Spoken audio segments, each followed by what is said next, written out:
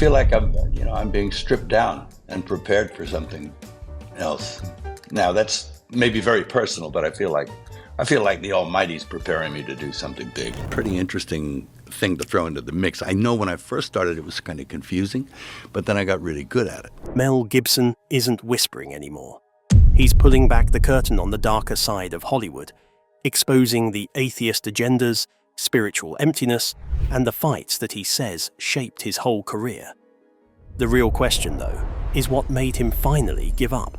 Mel is no longer afraid to speak out, even after hearing scary warnings as a young actor and the backlash that followed his most daring movies. Today, we will uncover the journey behind his transformation.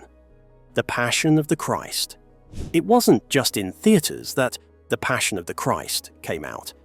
I hear, but it probably haven't started yet, called The Resurrection. It's a sequel to The Passion of the Christ. It shook the whole world like a thunderclap. Not many people in Hollywood thought it would work. Executives didn't like it because they thought it was too religious, too intense, too old-fashioned, or too disliked. But as soon as it came out, something strange happened.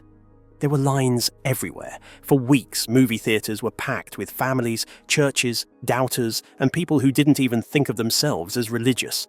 And even though no one thought it would, this small, personal project made more than $600 million.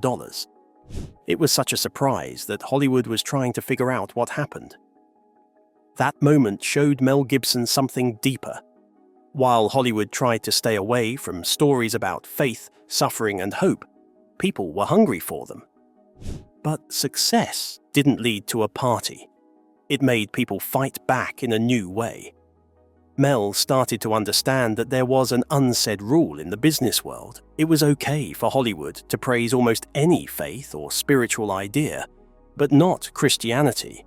That was the one set of beliefs that everyone was happy to make fun of, ignore, or attack.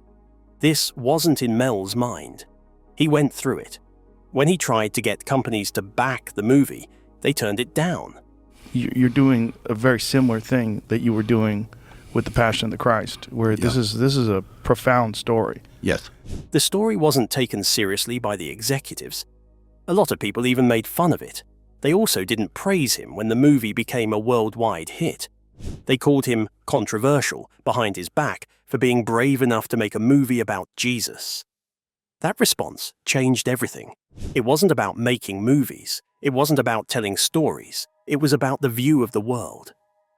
Mel saw that he had jumped into a fight that was about a lot more than movies. Hollywood didn't care about the acting or the direction. The message made it upset. People thought that anything from the Bible was out of date or troublesome. The resurrection, in particular, was seen as something that no one should talk about. The business world saw Christian stories as representing ideas they didn't want to spread. Mel could no longer ignore what this resistance showed him. The pushback was spiritual, intellectual, and very well planned. It wasn't just criticism that got people angry. It stuck with him for years. It didn't seem right that Mel's business slowed down after 2006. The calls stopped. Meetings stopped happening. The studios stayed away. Directors who used to admire him started to act unsure of what to do.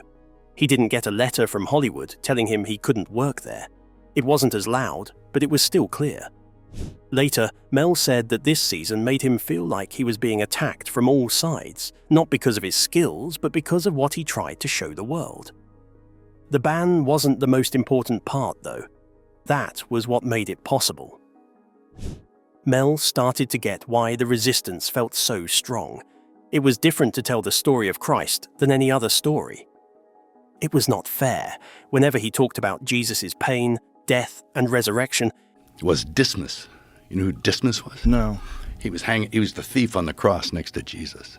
he entered a spiritual battleground. He thought that groups that were against faith didn't want that word to get out to millions of people, and when the movie did that, the backlash got worse. Mel didn't think this was a chance. It was a global war of the spirit world. At this point, Mel Gibson stopped being the well-known actor in Hollywood that everyone thought he was. Now, he didn't have to say sorry for what he believed.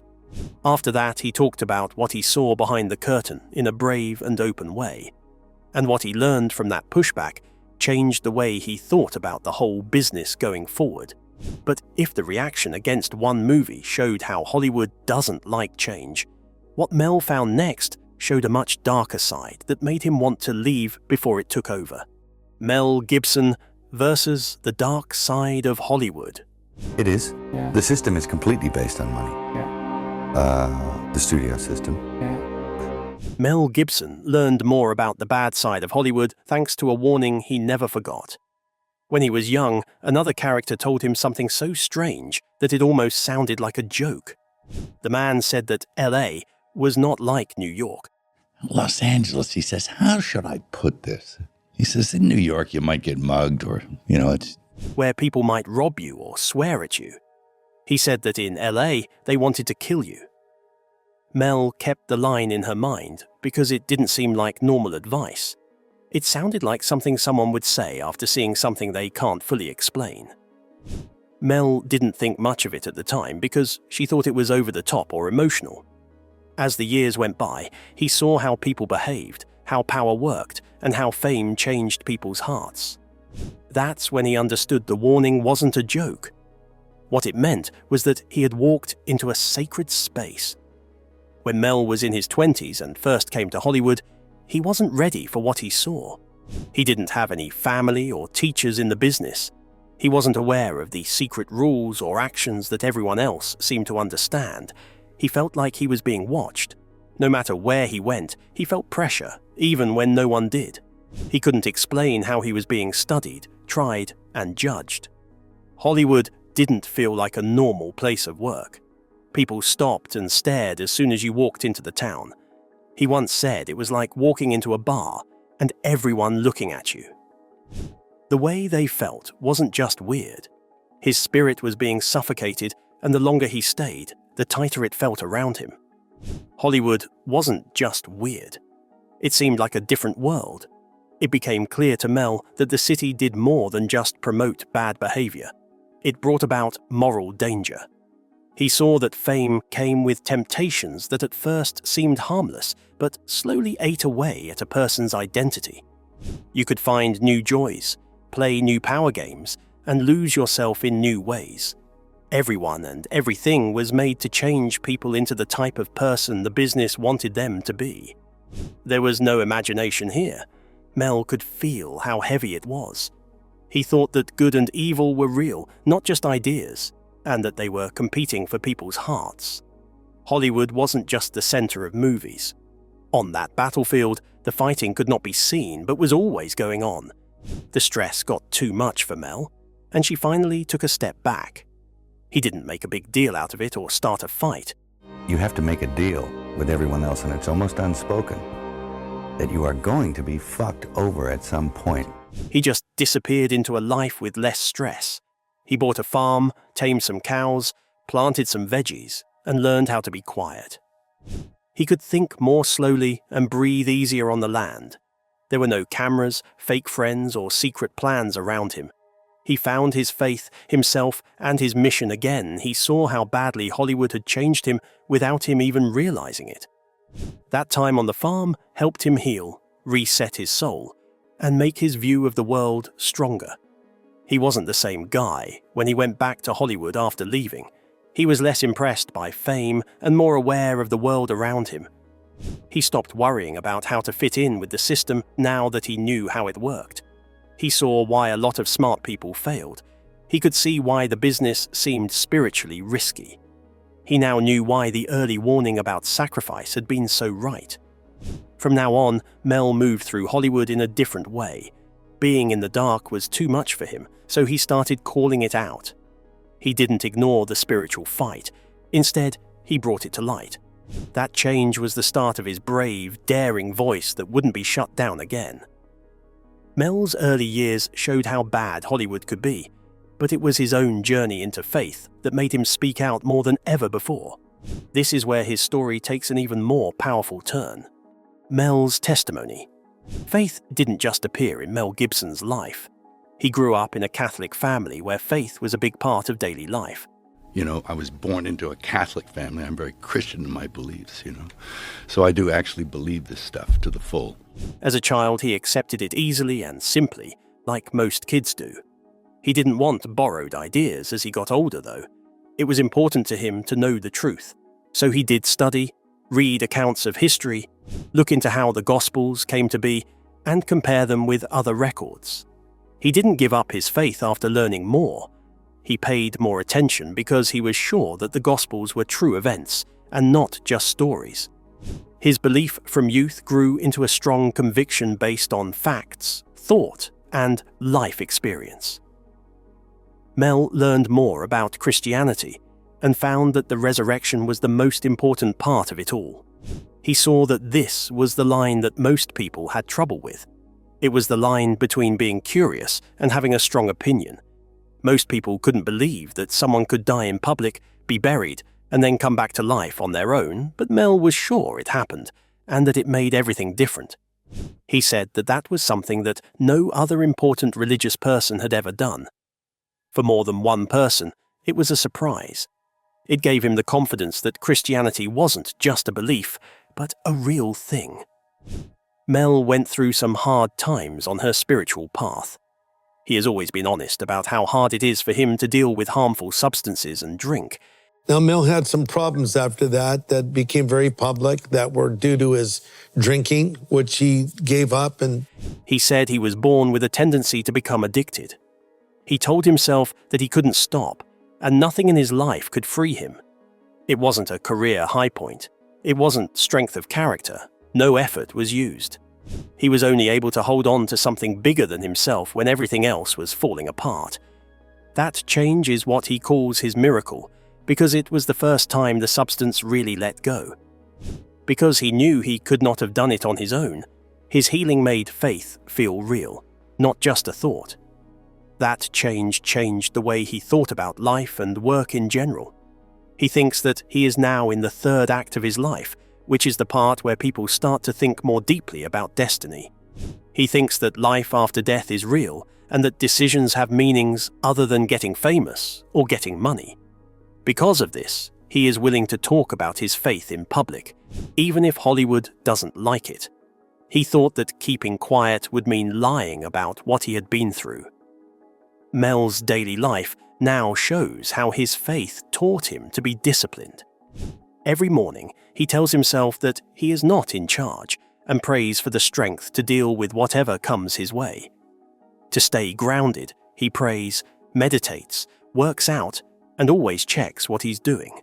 He still lives by his father's favorite Bible verse, which says to seek the kingdom first. He feels like he's walking a line, and the only way he can stay steady is to keep his eyes on God. But when Mel's faith became the center of his life, he grew emotionally as well. He also started to see how deeply Hollywood rejected everything he believed, which sets the stage for a much bigger fight in the next part of his story. The Hollywood agenda. 12 years ago when I was when I made this film, I was literally getting the tar kicked out of me. The movie business likes to say that it has open minds and is a free place, but Mel Gibson saw something else when he put the pieces together.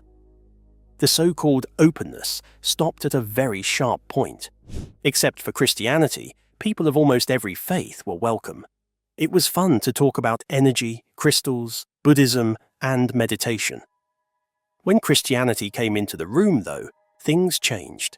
It turned into a joke, an insult, or a reason to leave someone out. Mel didn't make up this pattern. He lived it, and he stopped trying to hide it after a while. He saw more and more that the heart of Hollywood was shaped by people who had no spiritual path at all. A lot of the people who made the decisions weren't just atheists. They were publicly against religion.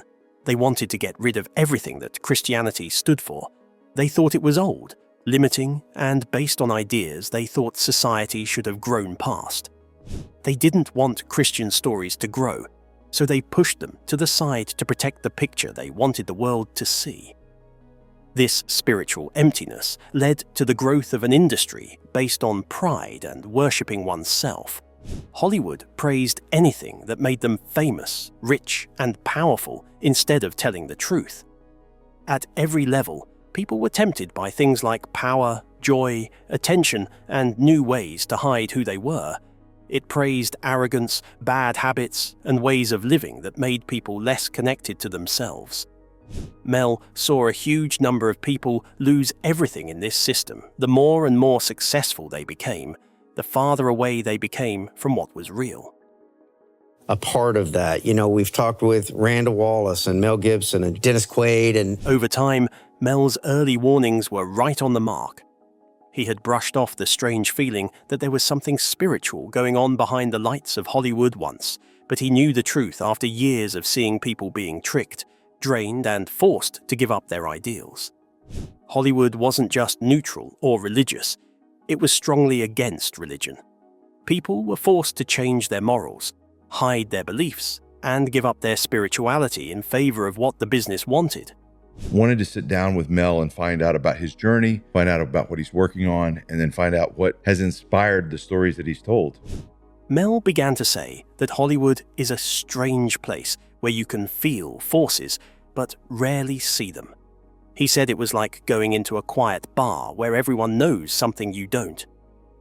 It wasn't just sin that was dangerous, it was the invisible barrier that was against anything that had to do with God. That understanding was the last straw that got Mel to talk. He stopped trying to fit in and began talking about the spiritual fight he thought was going on behind the scenes. Mel thought he understood how important this battle was until his story took an even stronger turn. The next step wasn't just about Hollywood fighting faith. Mel was stepping back into the spotlight with a task that everyone in the business fears the most. Mel Gibson. Today. We're back with Broadway dancer Mel Gibson. Okay, now for the younglings out there. Mel Gibson is not at all like the Hollywood star he used to try to be. His faith statement on Rogan was seen by millions of people. There's a thing about reading it while you're watching it. It's like an added element of concentration. But it didn't feel like an interview with a famous person. It felt like a man letting his heart open in the most basic and clear way. Instead of giving long, hard-to-understand explanations, he preached the faith with calm confidence. He became an unofficial Christian spokesperson in modern pop culture after that event, which was a surprise. Younger people who didn't grow up with his movies learned about his beliefs before they saw his movies. He's more than just an actor to them. He reminds us that we can have faith bravely even in places that don't accept it. Because he is so brave, Hollywood is wary of his next big project. When you're making this resurrection movie now, you also have this obligation. The passion, resurrection. People who know about Christianity are even more afraid of this movie than the first one because it shows the most important and least talked about part of the story. It brings attention to the resurrection, which is something Hollywood never wants to deal with. Mel says that there has been a lot of spiritual battle about this sequel, as if there are forces outside of us trying to stop it before it comes out. It doesn't surprise him. He was ready for pushback because he thinks this story tells truths that the business works hard to hide. What he thinks about that resistance comes from what he thinks about the world good and evil aren't ideas or signs to Mel. There are real worlds out there that we can't see. People are stuck in the middle, and this fight that no one can see is taking place on the battlefield of humanity. His words put us in the middle of a cosmic battle for the hearts and minds of people, calling us the meat in the sandwich. It sounds dramatic, but this idea is what makes him take spiritual themes so seriously and not play down the importance of what he makes. Mel uses this idea to shape the stories he tells. Making movies is more than just fun for him. It helps him figure out the most important questions he has. It's important to him to know why people are in the middle of such a big spiritual battle and what our part is in it. He's looking for answers that words alone can't give through pictures, sounds, and stories. All of this shapes the faith-based, brave, and honest memory he wants to leave behind. He wants his work to make people aware of the truth about spiritual blindness, and to tell them that even the loudest industries can't keep the truth from being heard forever. Thanks for watching. If this opened your eyes, make sure you like, share, and subscribe. And don't stop here. Click the next video popping up on your screen to keep the journey going.